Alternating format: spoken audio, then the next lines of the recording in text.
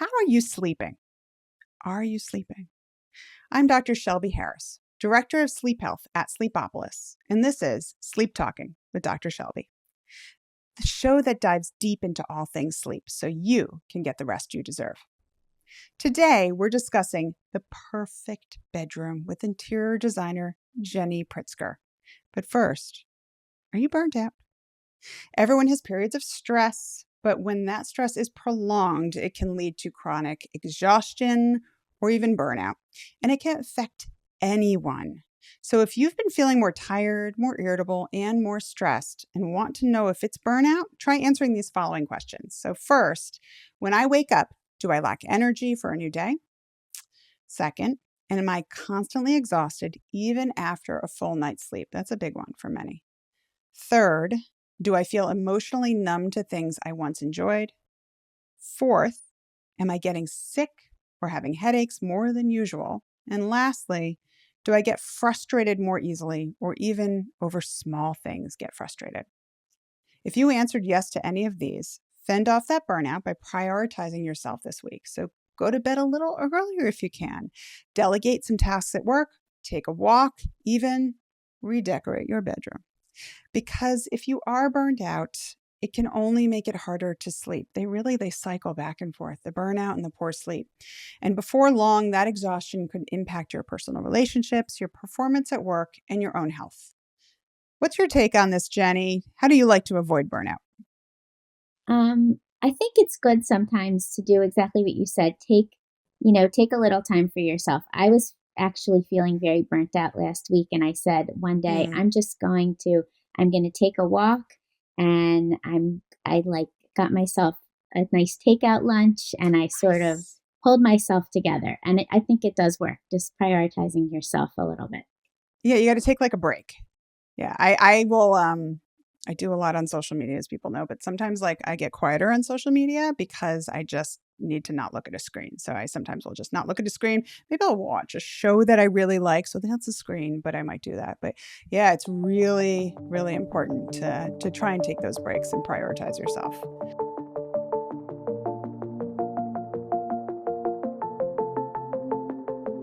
If you like Sleep Talking with Dr. Shelby, take a second to follow or subscribe on YouTube, Spotify, or Apple Podcasts. It seems simple, but it helps us reach a lot more people to get them the rest they deserve.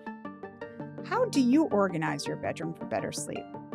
What sort of things can we add or take away to build a better sleeping environment? And if the perfect bedroom existed, what would be in it? To explore this connection between bedrooms and sleep, we've invited interior designer Jenny Pritzker. With a keen eye and a deep understanding of materials and art, Jenny has been designing spaces in Philadelphia and beyond through her own business, Jenny Pritzker Interiors, since 2013. Using unexpected combinations, Jenny creates spaces that are beautiful and livable. And on a personal note, Jenny has been one of my closest friends since we were 19 years old at college. We've known each other for a long time, and she has designed many of the rooms in my house to make them both beautiful and livable. So Jenny knows her stuff. I know this for sure. Jenny, thank you so much for being here, and welcome to Sleep Talking with Dr. Shelby. Thank you for having me. I'm really excited to talk all things sleep and bedroom design with you. So, Jenny, let's start with the idea of the perfect bedroom. You've reimagined and designed countless bedrooms, and I'm sure for different types of people with different types of needs and preferences and price points. Do you think that the perfect bedroom exists? I don't think that there is a perfect bedroom, but I do think that there are a lot of things that individuals or people can do to make their bedroom closer to Mhm. perfect for them. And there isn't one, recipe for the perfect bedroom that would be perfect for everyone because everybody has different needs and different preferences. So actually that's a good point. So when people come to you and they want you to design a bedroom, what sort of things do you hear from people, like what they're prioritizing in their bedroom? A lot of times people are just saying, they want to start fresh, they want it to be really nice and they don't really, a lot of times people don't know what it is that they need to change about the bedroom, but they know that they want it to work better for them. And so sometimes I'll come in and say, you could be doing this differently with the light. You could be doing this differently with the window treatments. You should take these things out of the bedroom. And then I just try to make it work for them. Okay. So when people come to you asking about bedroom design, do you feel like there's been a shift in how people think about their bedrooms since maybe the pandemic? I know we've talked in the past about say like people like, I mean, I'm in the New York City area, so a lot of people would have to have like a desk in their bedroom or like an office space. Do you find that you've had to do some of that stuff, or did you have to do that during the pandemic? Actually, it's funny. I feel like I'm undoing a lot of that after the pandemic because there were a Really? lot of people who were like, "Oh, my husband and I are both working from home." This was during the pandemic, and we have a Yeah. home office, but now he has to sit in there and do his Zoom calls. So, can you set up a desk for me in the bedroom? And I did that like for countless people.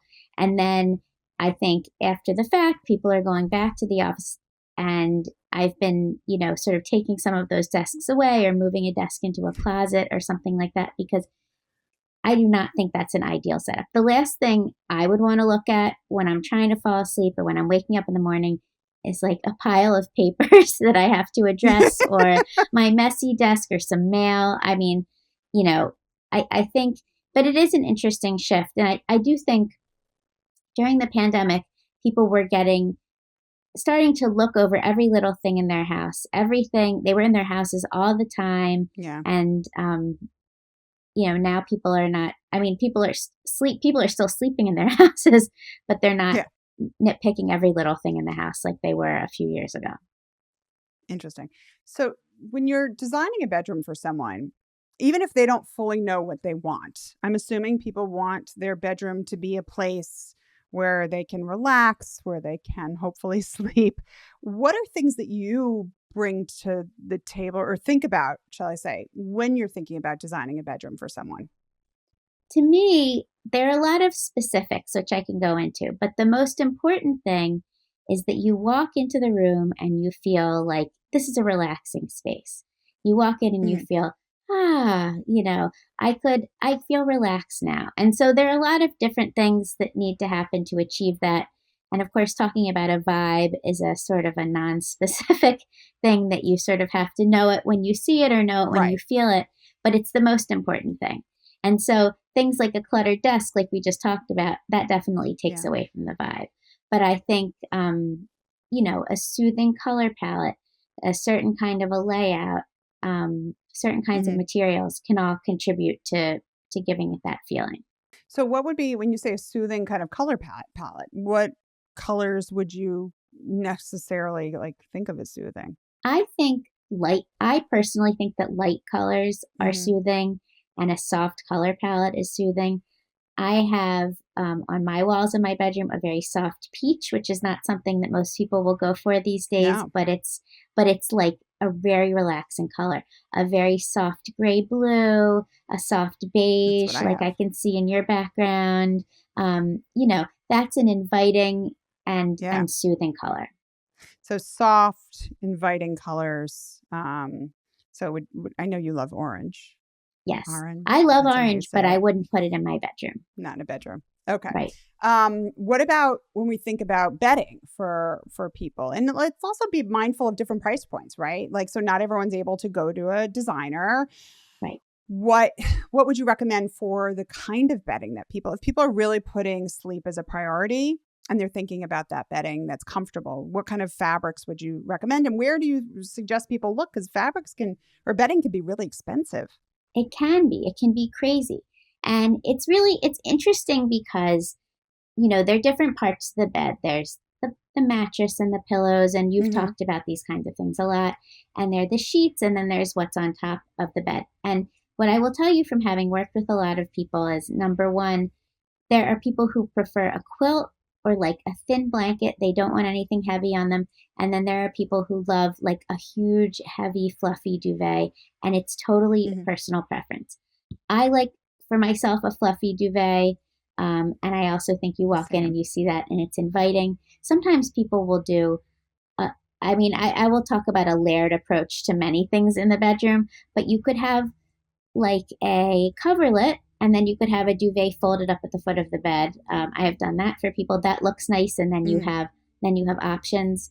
Um, and I will tell you my favorite thing in terms of, thinking about a great price point is with sheets.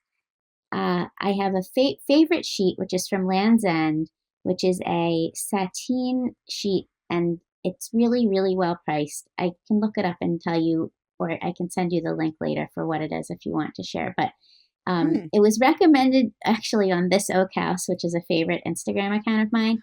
You turned me on to that account. I love it. It's amazing. And she Okay. recommended these sheets, and Land's End does 40% off sale. These sheets feel like they are, you know, Cortese or something really expensive, and they're not. That's my Yeah. favorite cost saving thing. But you don't have to spend a ton of money. You really don't. You get a nice duvet at IKEA. You just have to find the right things. But there are lots of things out there Yeah. that are well priced. I think it's interesting. I never realized that you go to Land's End for sheets. So like Yeah, it's huge. I So know. okay. So there we go. We've learned something about that. But yeah, I don't think that it's whatever is the most comfortable fabric for you at the price that you can afford. Right. That's Right. kind of where I always like to say it doesn't sleep. There's someone that I follow on Instagram and he keeps saying sleep is cheap. And I agree, like not everyone can afford multi-$1,000, sheet sets and duvets and everything. And plenty of people sleep just fine on breathable fabrics, sweat wicking fabrics, whatever it is that works for them at a lower price point. Are there certain fabrics though that you find are more comfortable that people really should be looking for, like say in the summer versus the winter, or does it not really matter?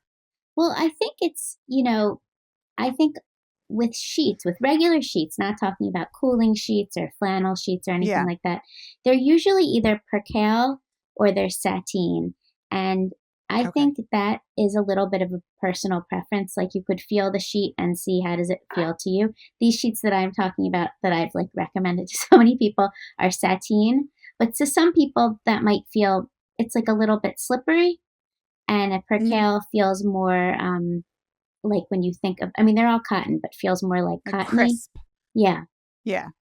Okay. And then what about with like lighting? So, how do you keep, I mean, there's so many ways to darken a room. And I think people often think that that's also really expensive. So, what kind of suggestions do you have if someone wants to block out, they should block out the light, but wants to block out the light? Like, how could they go about doing that? Well, there are a few things. So there's the light that you're blocking out of the room, which I'll talk about. And then Hmm. there's the lighting in the room, which is another thing. Okay.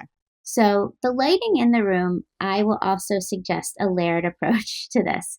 I am a huge fan of dimmers. I think a dimmer in the bedroom, if you're gonna have a dimmer in one room in your house, this is the room to have it in.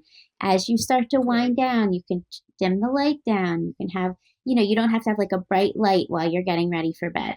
And then a lot Hmm. of times, you can have, if you have recessed lighting, you can have that on a dimmer, and then people will have either like bedside lamps or reading lights or sconces, and that's the other layer. So maybe eventually you turn off the overhead light and then you're lying in bed reading and you have your reading light on, and that's nice because it's flexible. Okay. And then what about, yeah, windows? Yeah, so the light blocking is huge. And I will say this, like Yeah. I've gone in to people's homes and said, okay, we're doing your bedroom.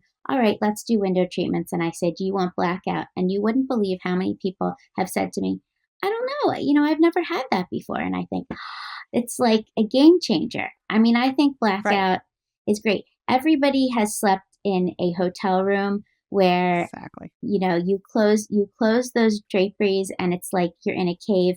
And I have heard drapery fabricators refer to that as actually like hotel blackout. That's actually a thing because it's hard to Really? achieve the total Yeah. blackout in a residential setting because there's often like Yeah. a sliver of light that's, I mean, we're getting into the little details here, but the Hmm. sliver of light that's sneaking in through the edge. And Yep. so a lot of times I'll do also a layered approach for the window treatments too. You Okay. could have um, a blackout roller shade, and then on top of it, you could have blackout drapery panels that close, and that way you're covering that little sliver. To answer your question about cost, to get custom blackout draperies made to the size of your window is a splurge. Like, Yeah. that's probably, if you're redoing your bedroom and you're doing that, that's going to be the most expensive thing in the bedroom. But you don't have to do that. There are other things that you can do. You can get a blackout roller shade from Home Depot. You can get that made. You can measure your window with your own tape measure and type those dimensions in on the Home Depot website, and they will send you a shade that you can like hang up yourself. And that's really, really inexpensive. You can get drapery panels from Pottery Barn or from Anthropologie or something like that. And Pottery Barn, places like that, will sell something that has blackout built in. So it really depends on what your budget is. If you have the budget though to do custom, I do think that often is the best result. And I will tell you too, I live in the city, and my bedroom faces the street. And when we got our blackout panels made, I asked them also to sew in a soundproof liner, and they did. You can get that, if you're getting something made just for you, that's something else you can do. That I had no idea that was something you could even get in drapery panels. They're like Soundproof liners. sound fabric liners. Yeah. Genius. And full disclosure, everyone, Jenny helped me design my daughter's bedroom a number of years ago now. It was like beginning of the pandemic. She's 9 now. And we did it on a budget, and she's got the darkest bedroom of anyone because of on a budget. She has the pull down the roller shade, and then we have the blackout drapery panels on the side that we pull closed, and her room is like super dark because of that. So it really doesn't have to be that expensive. And I gave like a tutorial on my Instagram a long time ago where when she was just born, I made like homemade curtains because I didn't know what style she was going to want in a few years. So I made some homemade curtains, and you can buy blackout fabric at a fabric store, and I just cut it by hand. It wasn't like the prettiest. I did like no-sew iron-on tape, and then I got fabric for the panels and just did clip-ons. So you can do it even pretty inexpensively, even more inexpensive than if you were going to go to like Pottery Barn or West Elm or something to get fabric shades. So there's lots of options, and you've just learned that you can get the noise blocking as well, and you find that makes a big difference? I think so. I mean, I'm not going to, like, my house, I can still hear the bus going by, but it's quieter. It's not perfect. Okay, good. But it helps. Good. And then what about fans? So like a lot of people, I recommend, like I keep my overhead fan on, but there are some designers who are like, I hate overhead fans. Like if someone needs an overhead fan or doesn't want an overhead fan, do you have recommendations for that? Are there good places where people can find more modern looking fans or a go around if they're, they can't put it in very easily? A lot of fans are unattractive in my opinion, but there are some really nice modern ones, just simple white, very plain, that you would look at and it almost disappears. That's sort of I would say the desired effect. I'd rather not have the fan be a design element in the room. Okay. Yeah, I have a pretty minimal white one that I got at like Wayfair. Are there any other places that you recommend people go to look for fans if they want something that's kind of minimal? There's a company called the Modern Fan Company that I have used before, and they make really nice fans. And what about for other noise? Do you ever have to think about noise beside like just where you are having it in the panel for the curtain? Are there other things that you might do in a room to help dampen noise if someone's like in a city that has a lot of outdoor noise that's bothering them or causing awakenings? I mean, I think that it's kind of like when you go to a noisy restaurant and sometimes you look around and you say, it's so loud in here. And then you realize like there's not a soft surface in the entire place. I think, carpeting your room, you wall-to-wall carpet, that probably will make a big difference. I think the more soft surfaces you can integrate, and you're probably not going to upholster your walls, but I think carpet can help dampen sound. So carpeting. Is there a certain type of pile that you'd want to think about if you were getting like even like a big area rug or something? Not necessarily, but I would do something soft. You don't want to step out of your bed onto like a sisal carpet. I don't think that would feel very nice on your feet. Nice and comfortable. Okay. And then what about lastly, when we think about a bedroom specifically, like we're thinking about noise and darkness, what about clutter? Because you had alluded to clutter being an issue beforehand. And, you know, that's a big issue for a lot of people. And one of the things that I honestly love about working in telehealth now is that I can actually see people's environments and where they Oh, live and how cluttered. Sometimes I can see someone's like bedroom if they're willing to show it to me. I can see that like there's just clutter everywhere. And I ask them like, what do you think of when you walk in your room? And I don't think it always has to be completely cleaned out. Like I just got rid of the garbage bags that I was going to be donating today. So those aren't in the corner of my room anymore. But like, are there things for you that are like go-tos to help with clutter, to help with organization in general, certain kinds of shelves on different budget levels? I do think that clutter in the bedroom is problematic, and Yeah. not everybody is. Some people are more bothered by that kind of thing than other people. I personally would walk in and see clutter, and I wouldn't even be able to go to sleep. But there is stuff. Everybody has stuff. Everybody has Yep. things. I think you can get some really nice like baskets or bins. They make ones that are rattan or woven natural materials. And if you have Hmm. things that you just have to have in the space and you don't want to be looking at them, I think those kinds of things are nice. They make nice bins at West Elm. Um, and the Container Store has a lot of things like that. Okay. So bins, any sort of like extra shelving do you recommend? Are there places where you could get like some people even have because they just live in a studio, for Right, example. So right. like places to keep files. Are there places? Would you recommend stuff like that, or a place to go for things like that? Well, that's an interesting question. I mean, because obviously, I'd love to say take all that stuff out of the room, but a lot of people can't. I think that there are things like you have to look at some of these pieces of furniture that have like different purposes. Like, for example, Mm, there's some interesting pieces of furniture that look like residential and not office furniture, but that actually are a file cabinet or something like that if you had yeah. files. And if you have open shelves, I do think the bins are good because you just don't want to be, unless it's books, you just don't want to be looking at a lot of things like all over the shelf. um I see. I think whatever you can do to kind of like make things, put things away, you know Okay. And then when you're thinking about different age groups, and I know we've spoken about this before, like from when it's whether it's kids or like my daughter, for example, or like even a little younger, like a 6-year old, versus a college student, right? So when they might have to share a room with someone or have their own space versus a 38-year old, like how do you think differently? How might you design differently? it's an interesting question because in a way you're kind of doing the same thing for all of these people, but Okay. in a way there are things that you would want to do differently. So like a little kid, I would say the same way I would say to take the desk out of the room. I would not have, tons of toys or Lego sets or things like that in there. But Mhm. also, like what you were saying before, I understand not everybody has a playroom in their house and maybe they have to keep all of the toys in the kids' bedroom. So maybe you can figure out a smart way to put them in the closet or put them in bins on Yeah. the shelf. Because I do think the toys are the same thing as a messy desk. And for a college student living in a dorm room, like, you know, everything you everything is there. I don't think it's good to have your computer in your bedroom, but if you live in a dorm room, you have to have your computer in your bedroom. So I guess you have to figure out a way to make it, not a distraction. Right.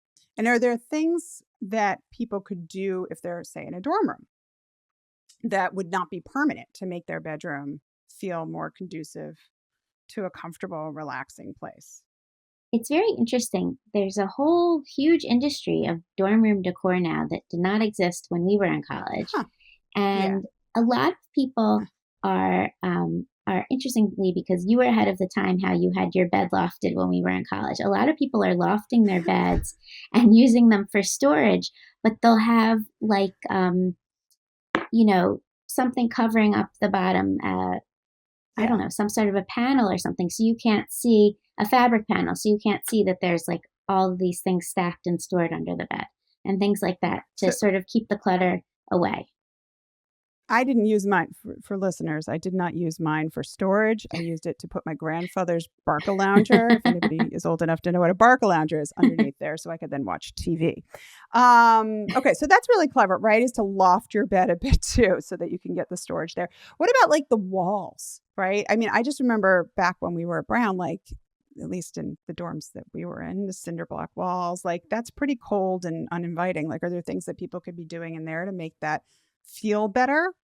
I Other mean, than posters all over the place? I know, which is not relaxing. I had so many posters. That was not relaxing at all. That was not conducive to sleep at all.